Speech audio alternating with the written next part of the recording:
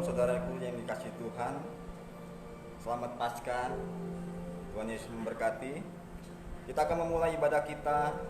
Namun terlebih dahulu kita akan bacakan Mazmur 22 ayat 1 sampai dengan 31. Dengan judul perikop, Allahku, mengapa kau tinggalkan aku? Untuk pemimpin biduan menurut lagu Rusa dikala fajar, Mazmur Daud. Allahku, Allahku, mengapa engkau meninggalkan aku? Aku berseru, tetapi engkau tetap jauh dan tidak menolong aku. Allahku, aku berseru-seru pada waktu siang, tetapi engkau tidak menjawab. Dan pada waktu malam, tetapi tidak juga aku tenang. Padahal engkaulah yang kudus yang bersemayam di atas pujian-pujian orang Israel. Kepadamu nenek moyang kami percaya, dan engkau meluputkan mereka. Kepadamu mereka berseru-seru, dan mereka terluput. Kepadamu mereka percaya, dan mereka tidak mendapat malu. Tetapi aku ini ulat dan bukan orang, celah bagi manusia, dihina oleh banyak orang. Semua yang melihat aku mengolok-olok aku. Mereka mencibirkan bibirnya, menggelengkan kepalanya. Ia menyerah kepada Tuhan. Biarlah Dia yang meluputkannya, biarlah Dia yang melepaskannya. Bukankah Dia berkenan kepadanya? Ya, Engkau mengeluarkan aku dari kandungan. Engkau yang membuat aku aman pada dada ibuku. Kepadamu aku diserahkan sejak aku lahir. Sejak dalam kandungan ibuku, engkaulah Allahku. Janganlah jauh daripadaku, sebab kesusahan telah dekat dan tidak ada yang menolong. Banyak lembu jantan mengerumuni aku, banteng-banteng dari Basan mengepung aku. Mereka mengangkat mulut terhadap aku, seperti singa yang mendekat dan mengaum. Seperti aku dan tercurah, dan segala tulangku terlepas dari sendinya. Hatiku menjadi seperti lilit, hancur luluh di dalam dadaku. Kekuatanku kering seperti beling, lidahku melekat pada langit-langit mulutku, dan dalam debu maut kau letakkan aku. Sebab anjing-anjing mengerumuni aku, gerombolan penjahat mengepung aku. Mereka menusuk tangan dan kakiku. Segala tulangku dapat kuhitung. Mereka menonton, mereka memandangi aku. Mereka membagi-bagikan pakaianku di antara mereka, dan mereka membuang undi atas jubahku. Tetapi Engkau Tuhan, janganlah jauh, ya kekuatanku. Segeralah menolong aku. Lepaskanlah aku dari padang, dan nyawaku dari cengkraman anjing. Selamatkanlah aku dari mulut singa dan dari tanduk banteng. Engkau telah menjawab aku. Aku akan memasturkan namamu kepada saudara-saudaraku dan memuji-muji engkau di tengah-tengah jemaat. Kamu yang takut akan Tuhan, pujilah Dia. Hai segenap anak cucu Yakub, muliakanlah Dia dan gentarlah terhadap Dia, hai segenap anak cucu Israel. Sebab Ia tidak memandang hina ataupun merasa jijik kesengsaraan orang yang tertindas, dan Ia tidak menyembunyikan wajahnya kepada orang itu. Dan Ia mendengarkan ketika orang itu berteriak minta tolong kepadanya. Karena Engkau, aku memuji-muji dalam jemaah yang besar. Nasarku akan kubayar di depan mereka yang takut akan Dia. Orang yang rendah hati akan makan dan kenyang. Orang yang mencari Tuhan akan memuji-muji Dia. Biarlah hatimu hidup untuk selama-lamanya. Segala ujung bumi mengingatnya dan berbalik kepada Tuhan. Dan segala kaum dari bangsa-bangsa akan sujud menyembah kepadanya. Sebab Tuhanlah yang mempunyai kerajaan, Dialah yang memerintah atas bangsa-bangsa, yang kepadanya akan sujud menyembah kepada orang sombong di bumi. Di hadapannya akan berlutut semua orang yang turun di dalam debu, dan orang yang tidak dapat menyambung hidup. Anak-anak cucu akan beribadah kepadanya dan akan menceritakan tentang Tuhan kepada angkatan yang akan datang. Mereka akan memberitakan keadilannya kepada bangsa yang akan lahir nanti, sebab ia melakukannya. Amin.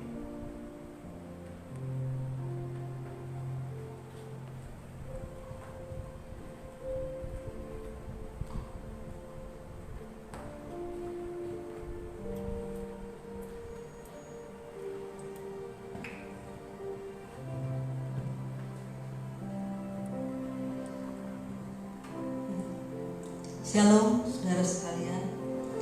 Shalom Bapak Ibu saudara sekalian dimanapun Anda berada, di rumah masing-masing. Hari yang spesial ini, hari Jumat Agung, di mana kita memperingati dan mengenang bahwa Yesus mati di kayu salib mengangkut dosa kita manusia. Sebab itu hari ini kita mau mengucap syukur kepadanya, karena dialah maka kita ada hari ini dan diselamatkan dan memperoleh kehidupan yang kekal. Kita naikkan pujian, hanya Kau Tuhan di hidupku.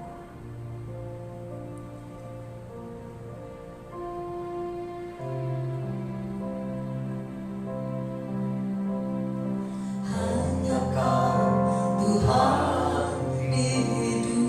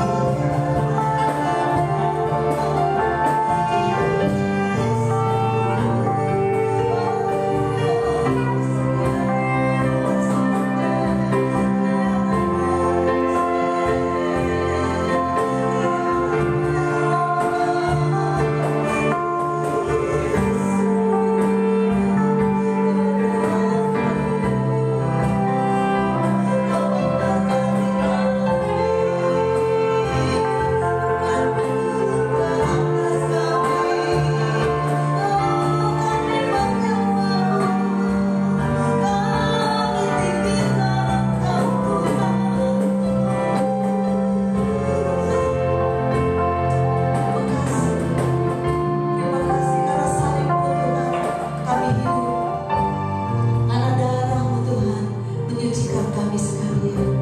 Hari ini kami boleh diberkati oleh Engkau Tuhan. Kami boleh mengenang bahwa 2000 tahun yang lalu Kau telah menyerahkan dirimu di kayu salib untuk menebus segala dosa kami. Dan siapa yang percaya kepada Yesus Kristus, dia pun akan diselamatkan. Kami yakin ini Tuhan, kami pegang teguh janji-Mu Tuhan, bahwa Engkau tidak pernah meninggalkan kami. Dalam keadaan apapun Tuhan, Kau ada bersama kami. Sebab itu teguhkan dan kuatkan hati kami untuk terus maju di dalam Engkau. Kami berdoa Tuhan, bagi jemaat-Mu ke dalam wetan ini Tuhan, kami serahkan ke dalam tangan-Mu. Mereka yang para Tuhan umas, kami serahkan ke dalam tangan Tuhan. Tuhan menjaga dan menaungi mereka Tuhan, supaya mereka dalam keadaan sehat, diberkati oleh Tuhan, menjadi berkat bagi anak cucu mereka. Bagi bapak-bapak Tuhan, kami serahkan mereka ke dalam tangan-Mu. Penghasilan mereka, pekerjaan mereka kami serahkan ke dalam tangan Tuhan. Kau yang memberkati mereka Tuhan, dengan karya tangan mereka Tuhan. Kau memberikan hikmat kepada mereka untuk mencari Tuhan penghasilan bagi keluarga mereka Tuhan. Cukupkan keperluan mereka.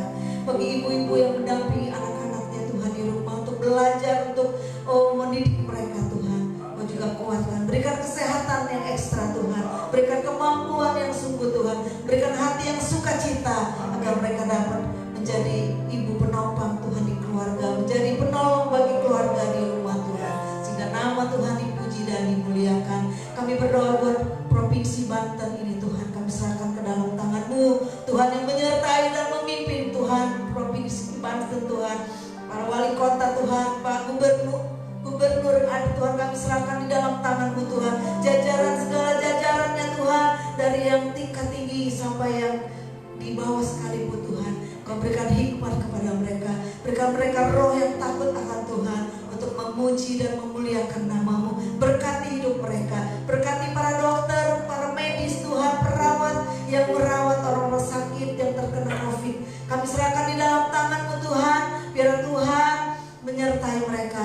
Bahkan pasien-pasien yang ada yang dirawat Tuhan, berikan penghiburan, kekuatan, kesembuhan di dalam nama Yesus. Ada kuasa yang ajaib. Kami berdoa bagi bangsa Indonesia Tuhan, dari Bapak Presiden, wakilnya, para menteri yang menolong Bapak Presiden Tuhan, dan semua jajaran Tuhan, kota MPR, DPR, dan seluruh Tuhan, kami Tuhan serahkan ke dalam tangan-Mu. Kau tolong Indonesia. Indonesia ada di dalam tangan-Mu ya Tuhan. Bangsa yang besar ini, bangsa yang memuliakan nama-Mu, kesanalah berkat Tuhan akan dinyatakan.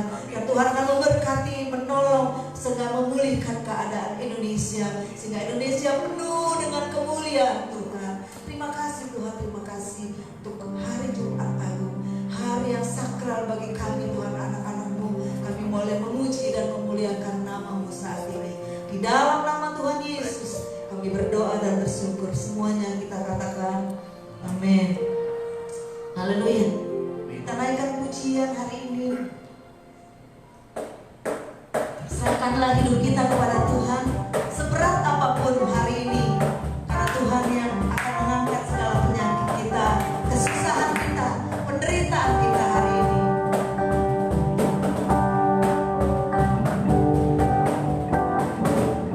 Apakah kau payah mencari-cari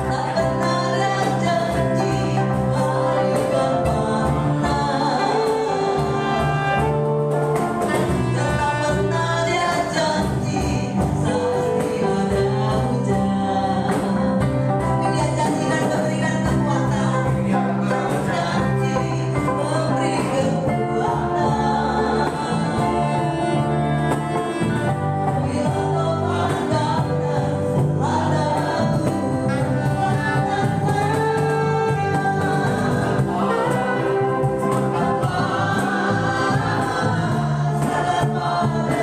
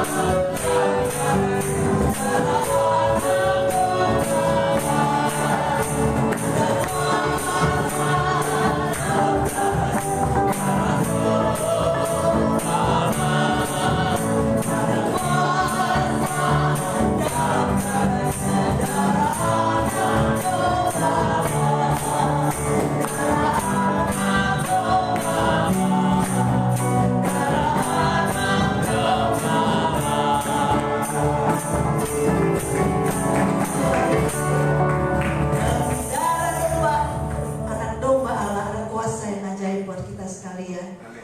Katakan dalam hatimu, dari pikiranmu, bahwa Tuhanlah Yesus yang penyembuhmu, pemulihmu dalam kehidupanmu. Serahkan dalam tangan Tuhan. Kita mendengarkan firman Tuhan. Naikkan pujian.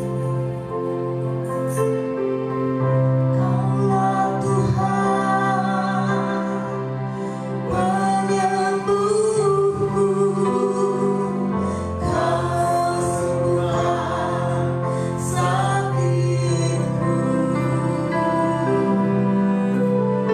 Kau berfirman dan sembuhkanku,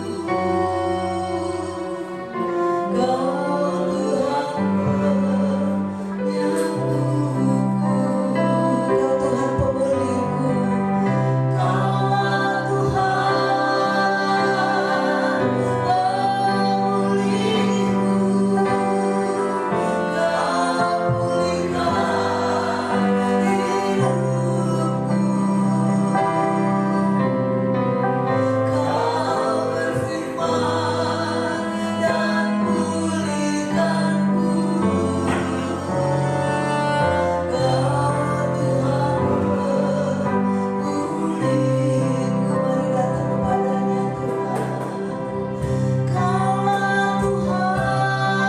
Kau Tuhan pemulihku.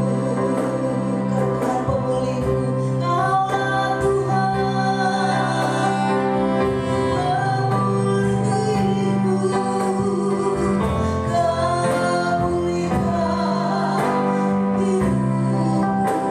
Kau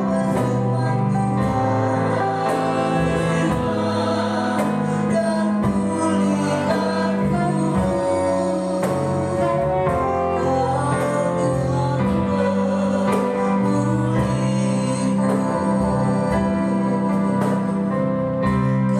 Kau berfirman dan sembuhkanku, Kau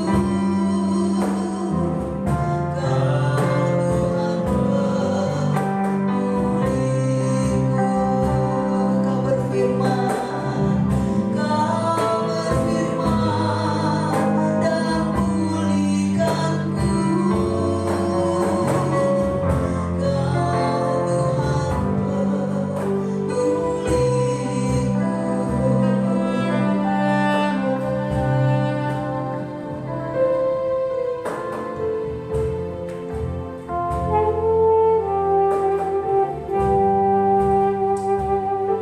Kaulah Haleluya Yesus. Kami percaya Engkau penyembuh kami yang ajaib Tuhan. Engkau pemulih kami. Dan kami tahu Tuhan, untuk itulah kami pertaruhkan semua kehidupan kami di dalam kebenaran janji-Mu. Di dalam setiap apapun juga yang Kau nyatakan dalam kami. Apakah melalui firman-Mu yang tertulis, apakah melalui peristiwa-peristiwa, apakah melalui hamba-hamba Tuhan yang berbicara kepada kami, dan apakah melalui pengajaran buku-buku yang tertulis Tuhan yang berbicara tentang Engkau. Kami percaya Tuhan, kami mengimaninya, karena Engkau nyata dalam kehidupan kami. Engkau bukan impian kami Tuhan yang kosong, tetapi Engkau adalah realita kehidupan kami. Kami semuanya berharap padamu Tuhan. Di dalam nama Tuhan Yesus Kristus, kami yang siap hari ini untuk mendengar firman Tuhan, mari bersama-sama kita katakan amin. Shalom Bapak Ibu Saudara-saudari yang dikasihi oleh Tuhan. Kasih karunia dan damai sejahtera dari Tuhan Yesus Kristus menyertai kita semua. Hari ini kita masuk dalam ibadah khusus kita, yaitu kita masuk di dalam ibadah perayaan Jumat Agung.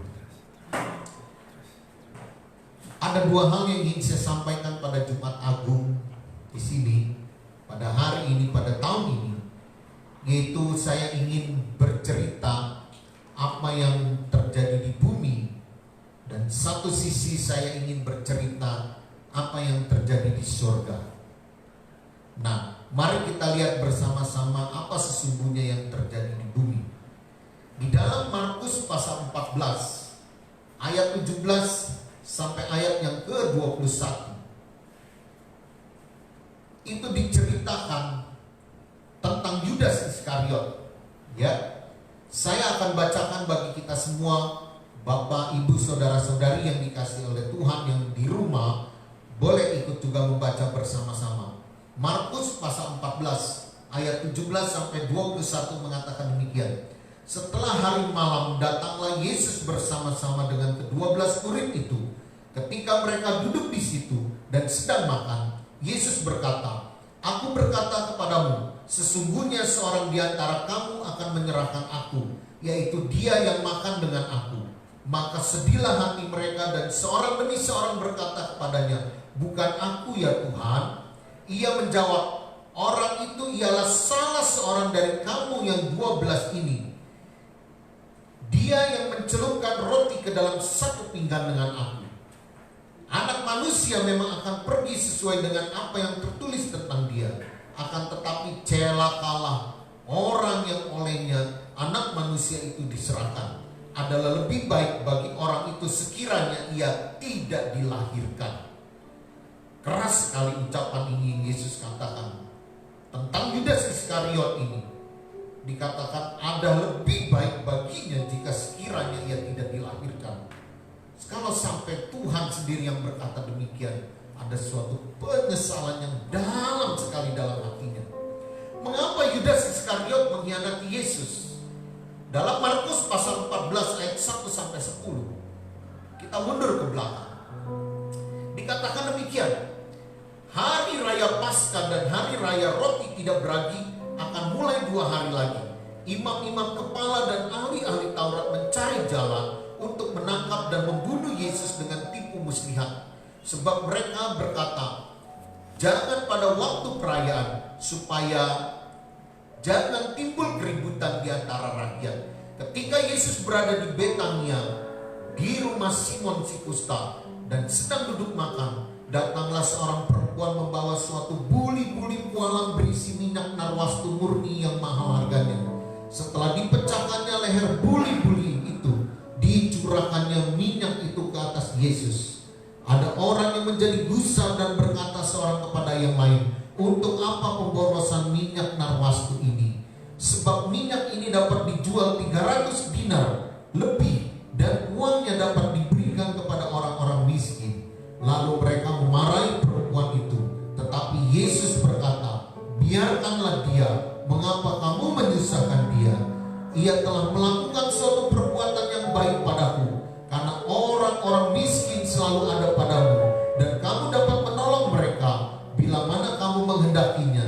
Tetapi aku tidak akan selalu bersama-sama kamu. Ia telah melakukan apa yang dapat dilakukannya.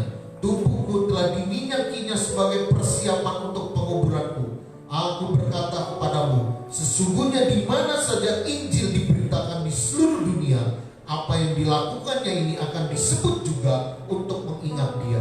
Lalu pergilah Yudas Iskariot, salah seorang dari ke-12 murid itu, kepada imam-imam kepala dengan maksud untuk menyerahkan Yesus kepada mereka. Bapak, Ibu, saudara-saudari yang dikasihi oleh Tuhan, ketika kita melihat kondisi di dunia ini, maka kondisi di dunia ini adalah penuh dengan kondisi pengkhianatan, sama seperti apa yang Yudas Iskariot perbuat. Mengapa Yudas Iskariot sampai dia mengkhianati Yesus, sampai dia menjadi murtad imannya? Karena dikatakan di sini ada ketidakpuasan dalam diri Yudas Iskariot. Dia ada ketidakpuasan, dia ada kekecewaan tentang jalan kehidupan, tentang tujuan hidup. Dia mengenal Yesus dan dia pikir bahwa dengan dia mengenal Yesus, dia mengikut Yesus, maka Yudas Iskariot punya keyakinan bahwa semua keinginannya, semua ambisinya, semua tujuan hidupnya bisa tercapai. Karena itu Yudas Iskariot dia penuh dengan obsesi untuk tujuan hidupnya. Obsesi dia betul-betul membangun hidupnya. Dia percaya bahwa Yesus Kristus ini yang akan memuaskan ambisi dan obsesi dalam kehidupannya. Tetapi ketika dia melihat bagaimana Yesus berjalan dalam kehidupannya, kecewalah Yudas. Kecewalah dia. Dia tidak bisa bersyukur terhadap kehidupan yang dia terima. Dia mengalami ketidakpuasan. Akhirnya dia berpikir, kalau terus seperti ini, lebih baik saya akan keluar daripada Yesus ini. Saya akan meninggalkan dia. Saya akan berontak terhadap apa yang diajarkan selama ini. Bapak ibu saudara-saudari yang dikasih oleh Tuhan, hidup dalam ketidakpuasan, hidup tidak menerima tentang keadaan yang kita alami, ini banyak sekali terjadi dalam kehidupan kita. Dalam sequel film itu banyak dikisahkan tentang orang-orang yang tidak puas dalam kehidupannya. Saya sangat tertarik sekali dan saya selalu mengambil contoh tentang sequel film Dr. Frankenstein. Dr. Frankenstein adalah seorang dokter. Dia ahli tentang anatomi tubuh manusia. Dan dia berpikir, Dr. Frankenstein dia mampu membuat manusia dari potongan-potongan manusia lain yang sudah mati, yang sudah rusak. Dia ambil organnya yang paling baik. Dia susunlah dari berbagai orang, seperti spare part mobil di kanibal bahasanya. Dia ambil dalam diri orang yang masih bagus.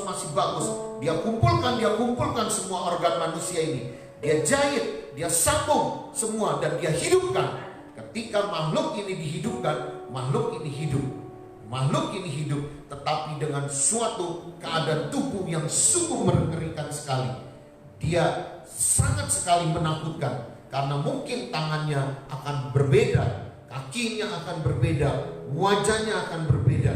Karena semuanya tidak menentu. Dan makhluk ini oleh Dr. Frankenstein memang bisa dihidupkan. Makhluk ini menjadi makhluk yang hidup. Dan dalam perjalanan kehidupannya, makhluk ini jatuh cinta kepada seorang gadis. Tetapi ketika gadis itu melihat penampakan pria ini yang begitu menakutkan, karena dibuat dari berbagai organ tubuh manusia yang berbeda, yang tidak simetris, yang tidak sama, maka makhluk ini begitu mengerikan. Gadis ini menolak cinta makhluk itu. Ketika makhluk ini yang telah hidup ini, dia ditolak cintanya, dia menjadi kecewa, obsesinya, ambisinya runtuh seketika itu juga. Ketika dia merasakan kehidupan yang demikian berat, maka makhluk ini menjadi marah kepada penciptanya sendiri, yaitu Dr. Frankenstein. Akhirnya apa? Makhluk ini dalam kekecewaannya, dia membunuh sang pencipta itu. Dr. Frankenstein itu dibunuh. Ini adalah gambaran suatu pengkhianatan. Pengkhianatan dalam apa? Ketidakpuasan kita menerima kehidupan kita. Kita punya ambisi, kita punya obsesi, kita punya tujuan hidup. Kita ingin semuanya itu bisa dipenuhi. Tetapi kenyataan-kenyataan kehidupan yang begitu berat dan pahit, banyak hal yang tidak bisa kita capai. Sehingga kita kecewa. Di dalam kekecewaan kita itu, mungkin kita murtad. Ataupun juga mungkin kita akan membunuh sang pencipta kita. Kita mengatakan, Engkau tidak adil Tuhan. Engkau tidak menyatakan anugerah-Mu. Engkau tidak memberkati aku. Engkau tidak adil. Engkau lebih mengasihi orang lain daripada mengasihi diriku sendiri. Dan inilah dampak sesungguhnya daripada dosa itu. Karena dosa itulah manusia mengalami ketidakpuasan dalam hidupnya. Sehingga apa? Dia tidak bisa bersyukur dalam kehidupan. Bapak ibu saudara-saudari yang dikasih oleh Tuhan, dalam kehidupan sekarang kita saat ini, kita hidup di dalam keprihatinan yang sangat. Dahulu saya ingat sekali, kita hidup masih dalam keadaan baik. Kita berpikir kita bisa menjaga kesehatan. Tetapi saat ini kita dihantam dengan suatu ancaman coronavirus yang begitu mengancam kehidupan kita. Kita dibawa ancaman maut, seolah-olah kematian, pintu gerbang maut semakin dekat dengan kita. Dan bukan itu saja, bahkan banyak orang sudah mengeluh dan menangis betapa sulitnya ekonomi sekarang ini. Apakah kita yang masih punya obsesi, kita yang masih punya ambisi bisa terpenuhi? Apakah cita-cita kita semakin baik? kita semakin hancur. Kita melihat kehidupan semakin menakutkan.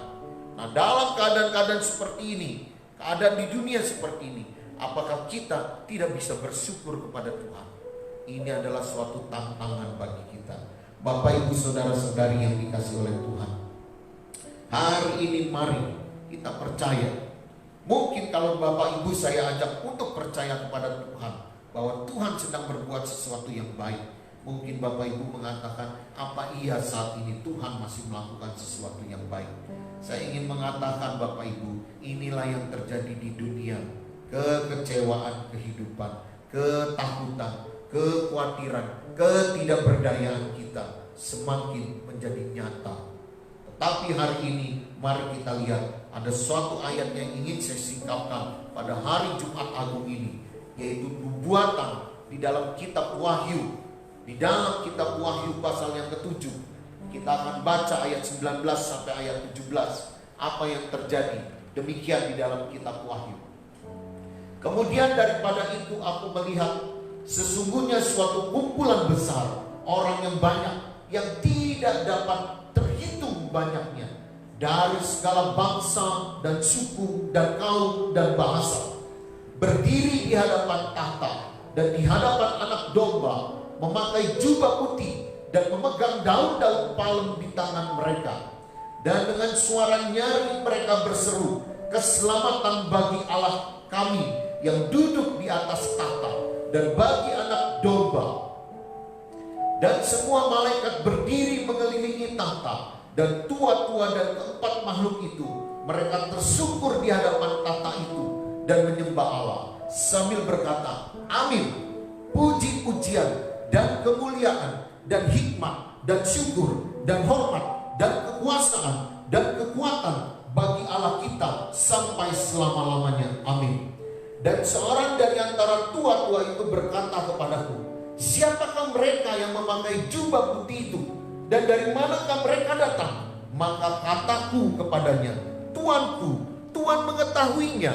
Lalu ia berkata kepadaku, mereka ini adalah orang-orang yang keluar dari kesusahan yang besar, dan mereka telah mencuci jubah mereka dan membuatnya putih di dalam darah Anak Domba. Karena itu mereka berdiri di hadapan tahta Allah dan melayani Dia siang malam di bait sucinya. Dan Ia yang duduk di atas tahta itu akan membentangkan kemahnya di atas mereka. Mereka tidak akan menderita lapar dan dahaga lagi. Matahari atau panas terik tidak akan menimpa mereka lagi. Sebab Anak Domba yang di tengah-tengah tahta itu akan mengembalakan mereka dan akan menuntun mereka ke mata air kehidupan, dan Allah akan menghapus segala air mata dari mata mereka.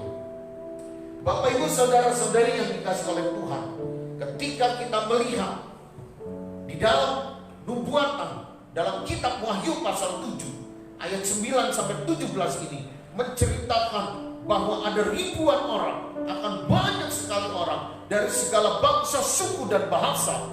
Mereka diselamatkan oleh Tuhan. Mereka diberikan mata air kehidupan.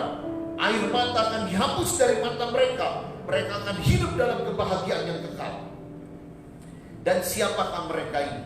Ketika ditanya siapakah mereka ini, yang pertama mari kita perhatikan baik-baik. Dikatakan mereka adalah orang-orang yang terluput daripada kesusahan besar. Bapak, Ibu, Saudara-saudari yang dikasihi oleh Tuhan, makna terluput dari kesusahan besar ini adalah orang-orang yang menghadapi kepahitan hidup, orang-orang yang menghadapi kesusahan kehidupan, tetapi mereka tidak gentar, tetapi iman mereka tetap penuh di dalam Tuhan. Mereka tidak bimbang, mereka tidak kecewa terhadap penderitaan dan kesusahan, kepahitan hidup yang mereka alami. Mereka tidak akan murtad, mereka tidak akan mundur. Dan mereka mengerti bahwa semua ini adalah bagian dari kehidupan, dan mereka tidak takut menghadapi hal-hal itu. Bapak, Ibu, Saudara-saudari yang dikasihi oleh Tuhan, karena itu hari ini saya ingin mengajak kita merenungkan sejenak kepahitan hidup kita, kesulitan yang menimpa kita sekarang. Marilah kita percaya bahwa Allah ada bersama dengan kita. Ia izinkan semua ini menimpa kita. Ia izinkan ini semua jatuh pada kita jangan kita kecewa, jangan kita bimbang, jangan kita ragu. Karena sesungguhnya ketika kita bertahan, kita akan lolos daripada segala kesusahan-kesusahan hidup. Kita akan keluar dari segala kesengsaraan hidup ini, yang dikatakan dari suasana tribulasi seperti ini.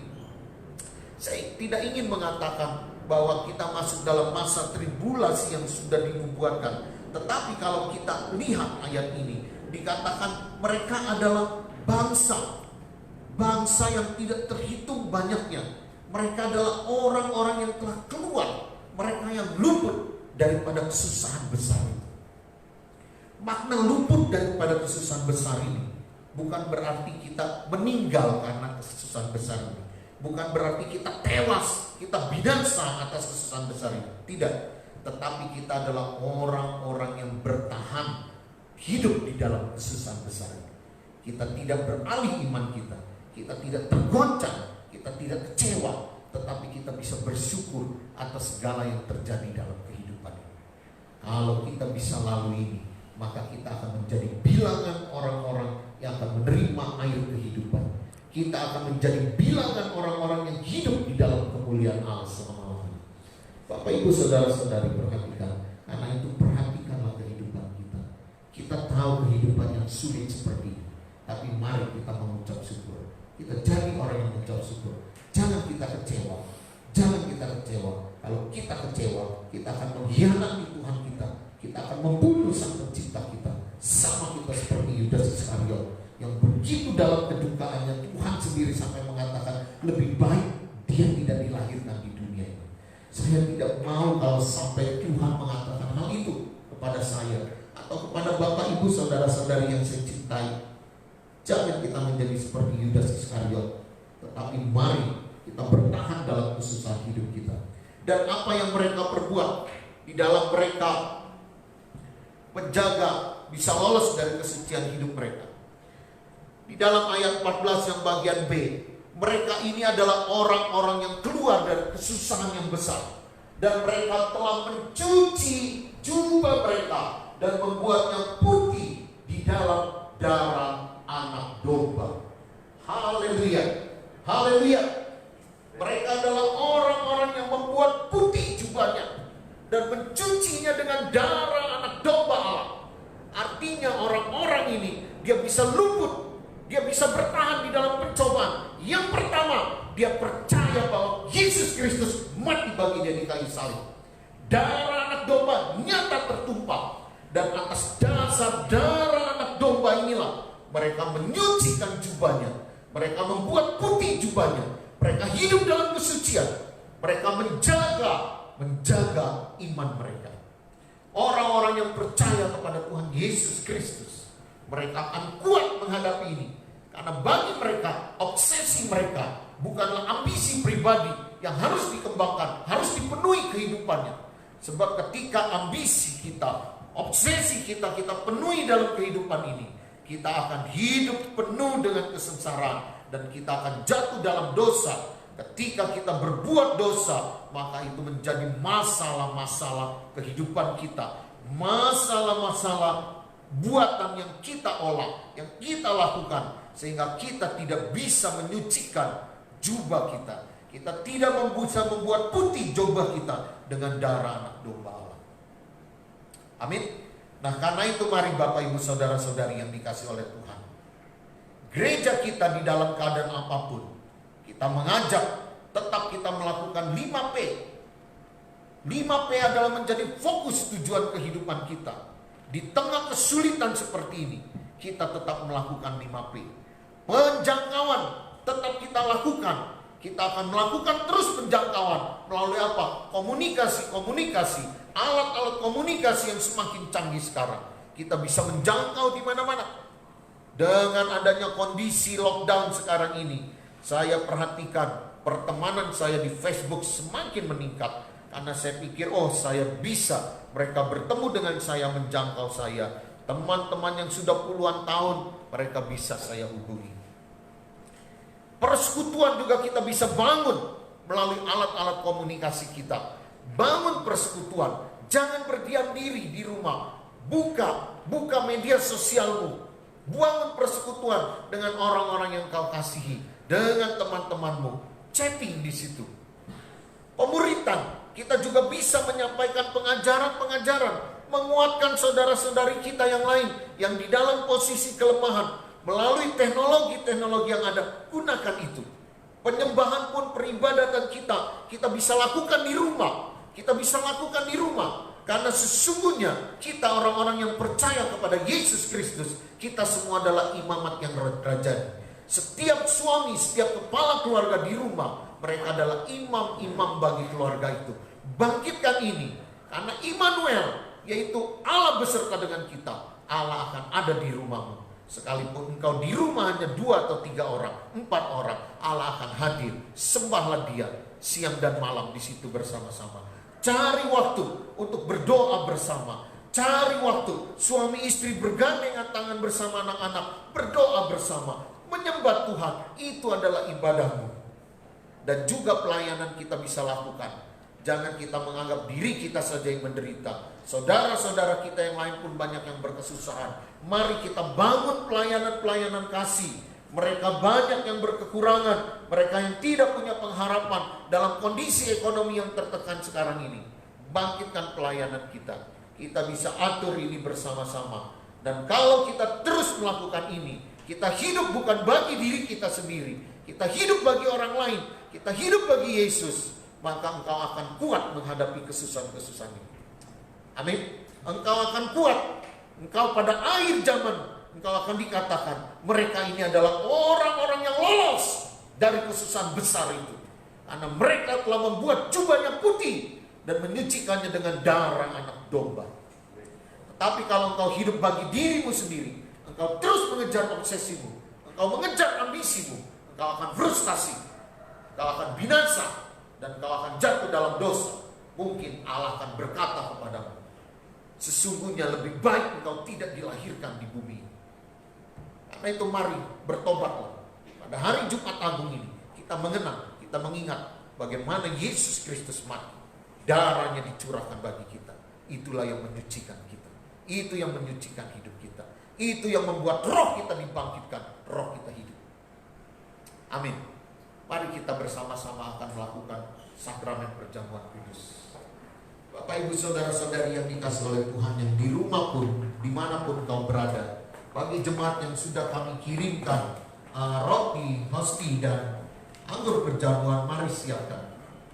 Tetapi kalaupun kami tak sempat mengirimkannya, persiapkanlah itu seperti yang sudah disampaikan bersama-sama. Oh haleluya. Nanti saya minta untuk pendeta pembantu Simeon Anton berdoa untuk sakramen perjamuan kudus ini dan dibagikan di kami yang melayani pada hari ini.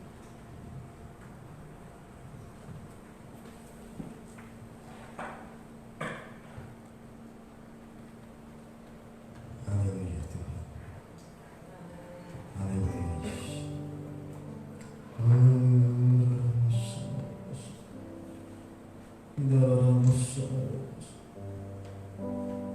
Kami mengucap syukur pada Engkau Tuhan. Engkau Allah yang baik, Allah yang mengasihi kehidupan kami Tuhan. Engkau yang selalu menolong di dalam kehidupan kami Tuhan. Walaupun kehidupan kami terpuruk Tuhan, Engkau tetap mengulurkan tangan-Mu Tuhan.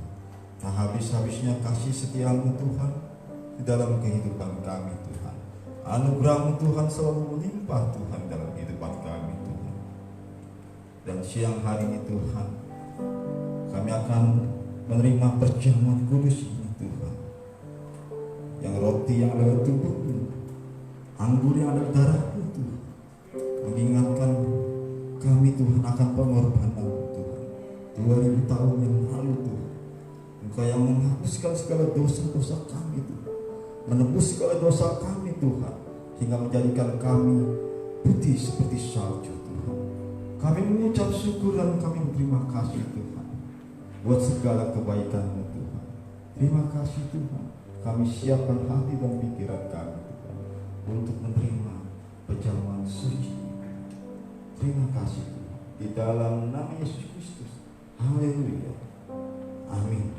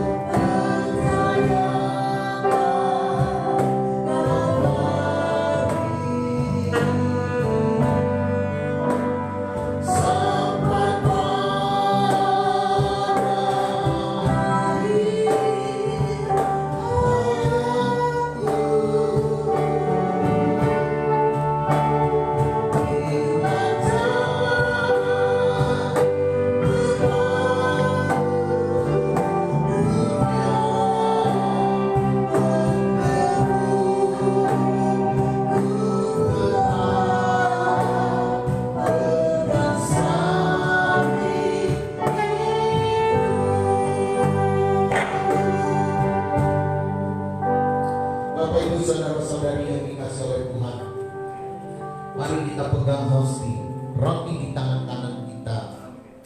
Kita akan tinggi di atas kepala kita.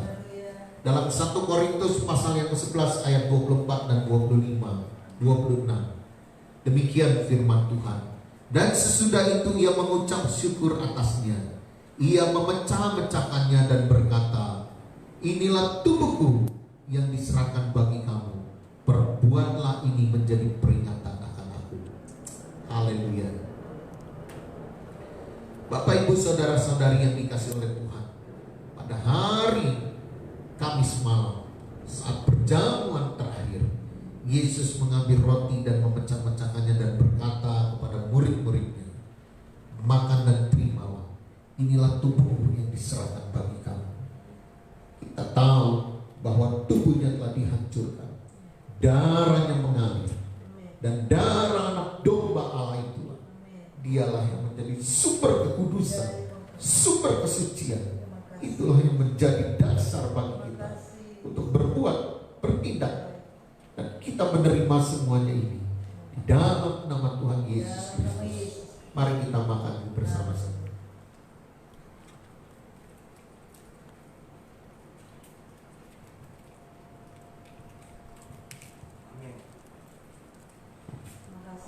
Kita angkat cawan perjamuan kita tinggi di atas kepala kita. Demikian juga ia mengambil cawan sesudah makan lalu berkata, cawan ini adalah perjanjian baru yang dimeteraikan oleh darah. Perbuatlah ini setiap kali kamu meminumnya menjadi peringatan akan aku. Hari ini kami memegang cawan perjanjian Allah yang dimeteraikan oleh darah Yesus. Dan hari ini juga kami memperingatinya bahwa Yesus berjanji Dia akan menjaga, Dia akan melindungi, Dia akan memberkati, Dia akan memelihara, bahkan kehidupan abadi pun Dia janjikan bagi kita. Dan hari ini pun kita berjanji, kita akan kuat menghadapi kesusahan besar. Kita akan kuat terus berjalan dalam kehendak Tuhan. Kita sungguh-sungguh mengasihi orang-orang di sekeliling kita. Kita mengasihi Tuhan, karena itulah yang Tuhan kehendaki. Oh haleluya. Hari ini kami berjanji Tuhan, kami akan membuka mata kami. Kami akan membuka hati kami bagi kesusahan orang lain. Kami tidak ingin hidup bagi diri kami sendiri Tuhan, karena Engkau sendiri yang telah mengutus kami ada dalam masa kesukaran ini. Engkau sendiri yang menetapkan kami Tuhan untuk ada dalam masa kesusahan besar ini, untuk kami menjadi terang, kami menjadi saksi-Mu, kami menjadi terang dan garam Tuhan dalam kehidupan ini. Oh haleluya Yesus, berikanlah kami Tuhan, berikan kami, sertai kami Tuhan, tuntun kami. Dan inilah cawan perjanjian yang dimeteraikan oleh darah-Mu Yesus. Kami menerimanya ini. Mari kita minum ini bersama-sama di dalam nama Tuhan Yesus. Oh haleluya, haleluya. Bapak Ibu saudara-saudari dimanapun kau berada, mari naikkan doa. Mari naikkan doa. Jangan kau ragu. Haleluya Yesus. Oh haleluya Yesus. Kami membutuhkan Yesus. Dunia tidak bisa Tuhan menolong kami. Tidak ada kuasa manapun yang mampu menolong kami Tuhan. Hanya Engkau-lah kami satu-satunya. Kuatkan kami dan teguhkan kami Yesus. Kami percaya roh yang ada di dalam kami lebih besar daripada roh-roh yang ingin menghancurkan kehidupan di dunia.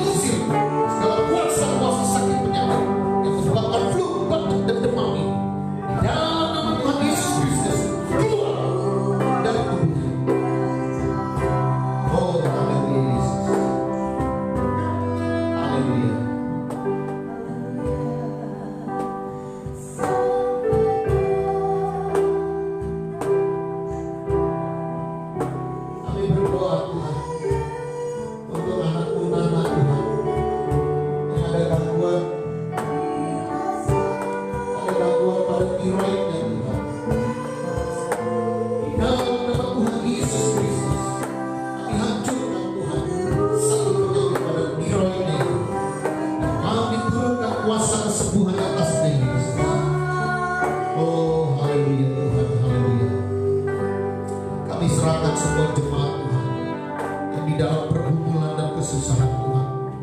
Kami percaya hanya Engkau yang mampu Tuhan memegang kami. Hanya Engkau mampu Tuhan. Hanya Engkaulah yang mampu Tuhan. Sungguh Tuhan melindungi kami. Dan kami tidak gentar Tuhan. Kami menerima semua keadaan ini. Kami bersyukur Tuhan. Kami boleh hidup pada masa-masa kesukaran seperti ini.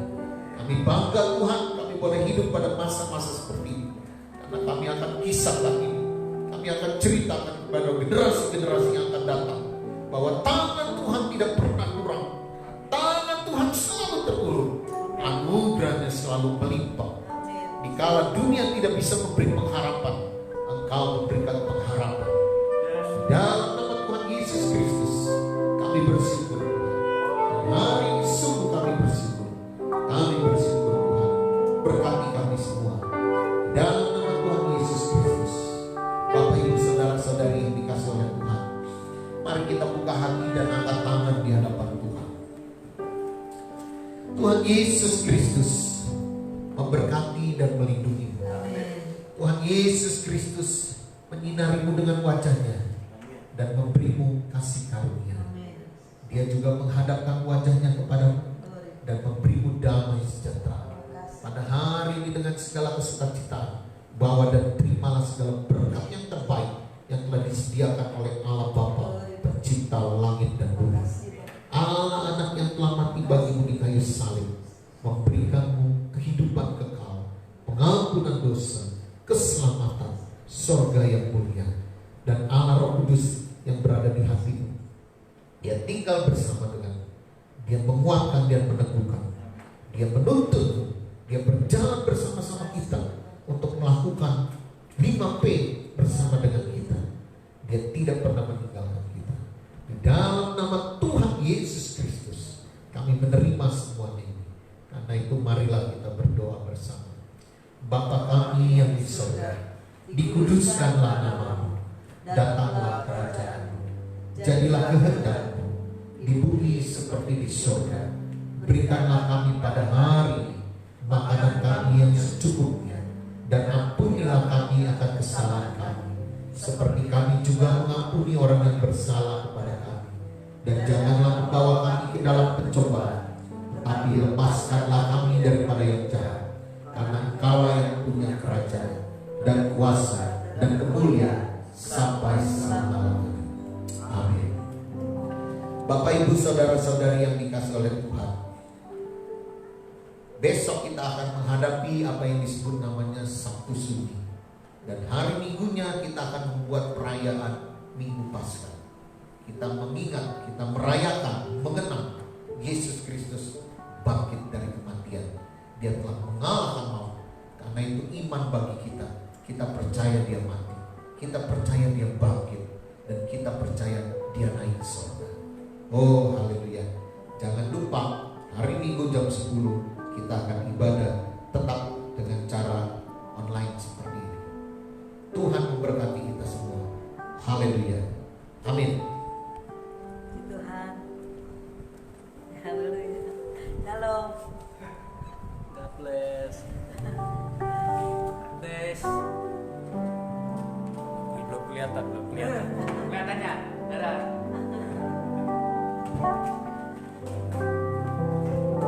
Tuhan berkati. God bless.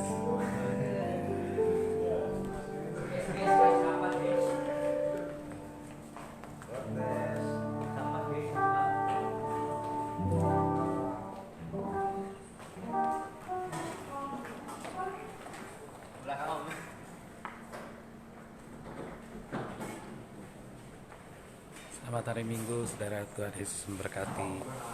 Ibadah kita sudah selesai. Jangan lupa besok Minggu tetap ibadah seperti ini. Amin.